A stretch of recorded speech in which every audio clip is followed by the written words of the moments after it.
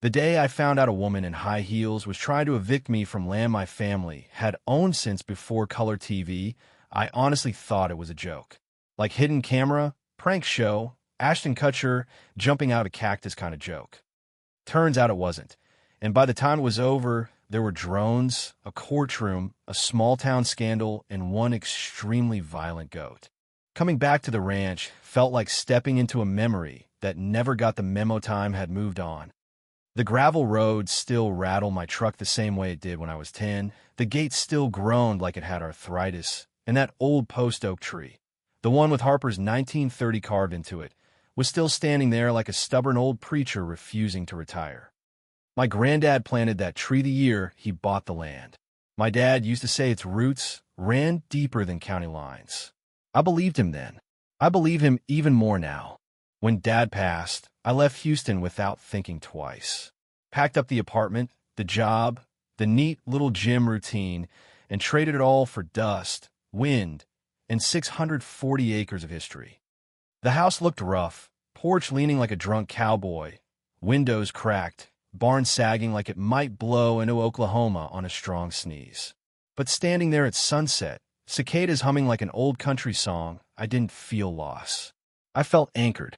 I had a generator in the trailer, a toolbox in the cab, and a simple plan: rebuild everything with my own hands. No contractors, no committees, no nonsense.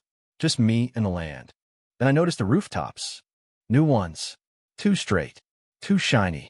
Beyond the tree line, where nothing used to be but scrub and sky, now sat rows of identical houses. Neat streets, pastel siding, names like Sunrise Way and Crescent Elm. A gated community had sprouted next to the ranch while I was gone, laid out like someone dropped a Monopoly board in the dirt. I told myself it was fine. The world moves. Suburbs spread like mold.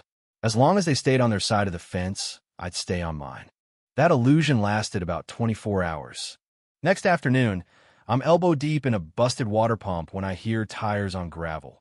Too smooth to belong to any ranch truck. I look up, and this white Tesla glides through my gate like it owns the place. Out steps a woman who looks like she irons her socks. Tailored blazer, perfect curls, heels sharp enough to cut glass. Clipboard in one hand, tablet in the other. "Mr. Harper?" she asks, voice tight and polished. Depends who's asking. She smiles like she practices it in a mirror. Marilyn Chandler, president of the Stone Pines Vista Homeowners Association. And that's when I knew peace had officially packed its bags.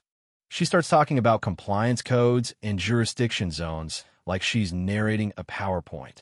Says my ranch now falls under their HOA authority. That I failed to register. That I'm non-compliant. I blink at her. "Ma'am, this land's been in my family since 1930. She gives this little chuckle, the kind that makes milk curdle. Says zoning changed, maps were updated, and now I'm subject to their bylaws. Exterior standards, animal codes, aesthetic guidelines." Then she squints past me. "Is that a goat?" I scratch Goober behind the ears. "Yeah, he handles security." She tightens her jaw. "You have 10 days to join the HOA or vacate." I just stare at her. Really stare. Because sometimes the only response stupidity deserves is silence long enough to make it uncomfortable. Then I tell her exactly where she can file her zoning plan. She leaves in that Tesla like a parade float powered by entitlement. But I could see it in her eyes. She wasn't the kind of person who accepted losing a first round. 3 days later, a county cruiser rolls up. Deputy Ron Talbert steps out. Same hat, same tired eyes, same "I'd rather be fishing" energy. Says there's a complaint. Claims I'm squatting on HOA land. So I bring out Dad's archive. The deed. The registry stamps. Water rights. Survey maps older than rock and roll. A zoning letter stating clearly, no HOA jurisdiction. I lay it all out like a poker hand. Ron flips through it, gives this tiny smirk, and I know I've already won that round. Then the Tesla comes back. Marilyn marches up like she's leading an invasion. Starts talking eviction again. Ron shuts her down cold. Tells her county records beat HOA fantasies. She looks like someone unplugged her mid-sentence. But she doesn't quit. A week later, I get a certified letter. A revised development map with my ranch circled in red. labeled part of their expansion zone. No notice, no signature, just a stamp. That's when the hair on the back of my neck stands up. I drive straight to the zoning office, sit under fluorescent lights that hum like mosquitoes until some young planner named Brent admits the truth. They slipped my land into a filing while ownership was inactive. Claimed probate, pushed it through fast. In other words, they tried to bureaucrat me off my own land. That's when I call Rosa. Now Rosa is 5 feet of West Texas fury in a blazer. She digs through emails like a bloodhound. Within days we find everything. Fake maps, internal messages, even one subject line that literally reads, "What if he never notices?" That was the twist. Not a misunderstanding. Not confusion. A deliberate land grab dressed up in pastel, siding, and yoga trails. Then the story leaks. Local headline hits. HOA tries to swallow family ranch. Suddenly Maryland's little power play isn't quiet anymore. It's public, loud, embarrassing. And that's when she goes nuclear. First comes the drone. One evening, it's hovering over my barn like a mechanical mosquito. HOA letters stamped right on the side. Real subtle. I chuck a rock. Miss. Goober doesn't. That goat launches himself off a hay bale like a furry missile and body slams the thing midair. It drops into a water trough with the saddest little splash you ever heard. Goober climbs down soaking wet, looking like he just won a war. I thought that was the peak. It wasn't. 3 nights later, I wake up to fire. The old equipment shed is burning. Flames licking the sky, crackling like gunfire. By the time volunteers put out, it's a black skeleton. Fire chief pulls me aside. Finds a gas can in the ashes. Arson. I check the security cam. Grainy footage, but clear enough. A tall figure, hoodie, and heels clicking in the dirt. That was the moment something shifted inside me. Because up until then, it was about land. Pride. Boundaries. Now it was personal. Rosa looks at the footage and just goes quiet. Then she says, "We're done playing defense." The lawsuit Maryland files next. Nuisance, aesthetics, livestock disruption. Feels almost pathetic compared to what we're holding. But it gets us where we need to be. Court. Walking into that courtroom felt stranger than any storm I'd ridden out on the ranch. Air-conditioned, polished, smelling faintly like old paper and nerves.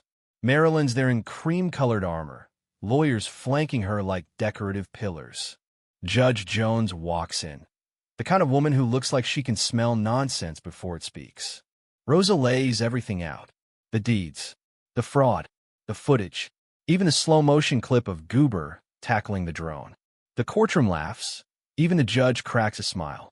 Then Maryland's lawyer starts talking about community serenity and replacing my barn with a wellness center.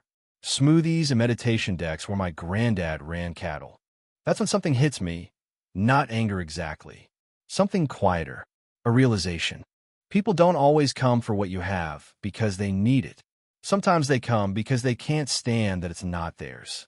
During cross-examination, Rosa corners Maryland, gets her to admit she entered the property, pressured officials, skipped verification.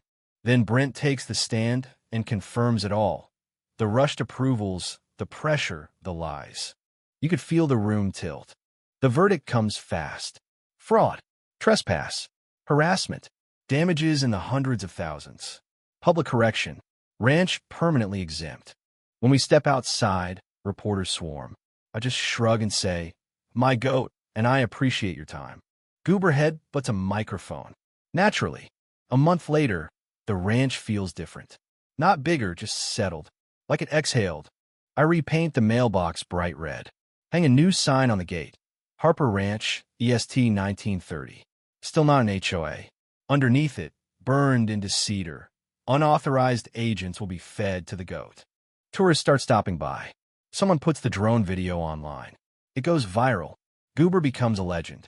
Kids bring him carrots like he's some kind of horned celebrity. Maryland resigns. Moves away. Starts selling essential oils, last I heard. Honestly, that part tracks. The new HOA president comes by one afternoon with a pie and an apology. Says the neighborhood lost its way. Says thank you for standing your ground. And standing there on that porch at sunset, smoke from a barbecue curling into the sky, I finally understood something my dad used to say. Land doesn't make you stubborn. It just reveals how stubborn you already are. Because here's the truth no one puts in brochures. Ownership isn't paper. It's presence. It's showing up when it would be easier not to. It's standing your ground when someone with a clipboard tells you history can be rezoned. That night we throw a big barbecue.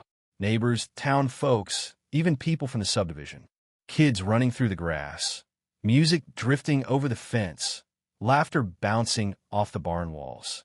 Goober climbs onto a hay bale at sunset, silhouetted against the sky like some ridiculous, horned statue of liberty. Someone yells, "You running him for HOA president?" I yell back, only if he promises open grazing and no yoga trails. Everyone laughs, even me. And as the fire pit crackles and the stars start poking through the dark, I realize something that sticks with me more than any verdict ever could. Sometimes justice doesn't look like revenge. Sometimes it looks like peace returning to a place that almost lost it. But I'll leave you with this. If someone tried to take something that was rightfully yours, not with force, but with paperwork and polite smiles, how far would you go to keep it? Would you fight back or walk away? Tell me honestly, where do you think the line is between standing your ground and becoming just as ruthless as the people you're fighting? And if you've ever had a moment where you had to choose between backing down or holding firm, I want to hear that story too. Because sometimes the real lesson isn't in winning, it's in deciding what you refuse to lose.